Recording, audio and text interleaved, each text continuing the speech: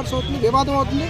ఆ వివాదానికి ప్రభుత్వం ఈ అన్ని పనులు ఆపుకొని ఈ వివాదాన్ని పరిష్కరించాల్సిన పరిస్థితులు ఏర్పడుతుంది.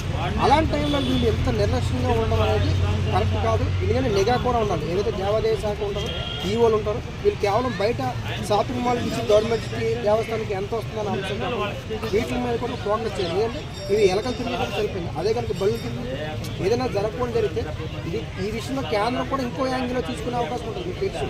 సో ఇలాంటి దేవస్థానంలో ఏమైనా జరిగిందనుకో ఇప్పుడున్న ప్రజెంట్ జరుగుతున్న వాతావరణానికి అనుగుణంగా ఈవోలు ఎప్పటికప్పుడు తనిఖీ చేయాలి, వాటికి సీసీ కెమెరాలు పెట్టాలి. నిఘా అనేది ఎప్పటికప్పుడు ఉండాలి. ఇంటెలిజెన్స్ దేవస్థానం లోపల ఏం జరుగుతుంది కూడా ఇంటెలిజెన్స్ ఉండాల్సిన అవసరం. ఓకే సార్, అట్లాగే గవర్నమెంట్ అధికారులు లేకే ఇట్లాంటివి జరుగుతున్నాయి అని చెప్పేసి కొంతమంది కూడా విమర్శలు చేస్తున్నారు.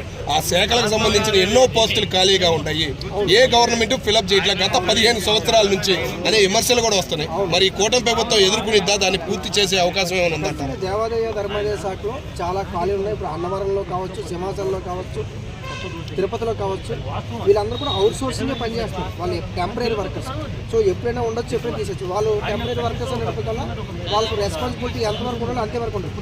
వీళ్ళకి మేనేజ్మెంట్ తరఫు నుంచి గవర్నమెంట్ రిప్రజెంట్ చేయాలి. మా అన్నవరం టెంపుల్ నుంచి ఎంతమంది ఎంప్లాయీస్ కావాలి, సో సేల్స్ వాళ్ళు ఎంతమంది కావాలి, సెక్యూరిటీ వాళ్ళు ఎంత కావాలి, రిప్రజెంటేటివ్ ఇవ్వాల్సిన అవసరం గవర్నమెంట్ ఇవ్వాలి. వాళ్ళు ఇవ్వగలిగితే గవర్నమెంట్ నుంచి యాక్షన్ తీసుకునే అవకాశం. దేవాదాయ శాఖను మాత్రం ప్రతిష్టంగా తీసుకోవాలి కూడా. మొన్న సింహాచలంలో జరిగిన అంశం కావచ్చు, శ్రీకాకుళంలో జరిగిన అంశం కావచ్చు, ఇప్పుడు తిరుపతిలో జరిగిన అంశం కావచ్చు. సో సీరియస్గానే తీసుకుంటారు. అధికారులు కూడా దానికి సంబంధించిన ఎంతమంది ఉన్నారు ఏంటంటే తీసుకెళ్లాల్సిన అవసరం. గవర్నమెంట్ కూడా వెంటనే ఈ అంశాన్ని ఎందుకంటే 15 సంవత్సరాలు 12 సంవత్సరాల నుంచి అందరూ అవుట్ సోర్సింగ్ పనిచేస్తూ ఎవరిని రెగ్యులేట్ చేయొచ్చు. రిక్రూట్మెంట్ కూడా లేదని చెప్పి ఈ మార్నింగ్ కూడా ఈ అంశం మీద కూడా ఒక అధికారం మాట్లాడుకుంటే రిక్రూట్మెంట్ లేదు అన్న అంశం తెర మీద తీసుకుంటారు. చాలామంది నిరుద్యోగులు ఉన్నారు, యువత ఉన్నారు, వాళ్ళందరూ రిక్రూట్మెంట్ తీసుకుంటే గవర్నమెంట్కి ఉపయోగపడతారు. సో దేవస్థానం సర్వీస్ చేయడానికి చాలా ఇంట్రెస్ట్ చూపిస్తారు. మిగతా వర్క్స్ కంటే దేవస్థానం టెంపుల్లో పనిచేసి చాలామంది ఇంట్రెస్ట్ చూపిస్తారు. సో ఇది కూడా ఒక ప్రధాన కారణం. సో ఇప్పటికైనా గవర్నమెంట్ మొన్న దావోస్ వెళ్ళారు, పెట్టుబడులు పెట్టారు. సో పెట్టుబడికి సంబంధించిన ఉద్యోగాలు వస్తాయన్నారు. అవి లేట్ అవ్వచ్చు. ఇప్పుడైతే ఏవైతే తాత్కాలికంగా ఉన్నాయో వీటిని రిక్రూట్మెంట్ చేయాల్సిన అవసరం. ఖచ్చితంగా దేవాదాయ శాఖ ధర్మాదాయ శాఖ మాత్రం ప్రభుత్వం బలంగా పని చేయాల్సిన అవసరం ఉంటుంది. ఒకవేళ కనుక పని చేయకపోతే ప్రభుత్వం ఒక ఐడియాలజీని దెబ్బతీసే అవకాశం ఉంటుంది. ప్రతిపక్షం కావచ్చు, అయితే కేంద్రం కూడా చాలా సీరియస్గా తీసుకునే అవకాశం ఉంటుంది. మిగతా అంశాల మీద మాత్రమే ఫోకస్ పెట్టారు. ఈ అంశాల మీద ఇప్పటికీ ఈ గవర్నమెంట్ కూటమి ప్రభుత్వం వచ్చిన తర్వాత ఎన్ని విషయాలు తిరుపతి అంశం, సింహాచలం అంశం, శ్రీకాకుళం అంశం, సో ఈ 3 అంశాలు వచ్చాయి. ఇంకా ఏమైనా కనుక జరిగితే మాత్రం ప్రభుత్వానికి పెద్ద ఎత్తున ఇబ్బంది కలిగే అవకాశం కూడా ఉంటుంది. ఓకే సార్, అట్లాగే సో టెంపుల్కి వచ్చిన వాళ్ళ పూజలు కూడా ఒరిస్సా ప్రాంతానికి చెందిన వాళ్ళు ఎక్కువ మంది పెట్టుకోవడం. సో ఈ సింహాచలం టెంపుల్లోనే లేదా ప్రధాన అధికారులతో కూడా ఈక్వల్గా అతను భక్తుడని ఒక వ్యక్తి ఉంటాడు.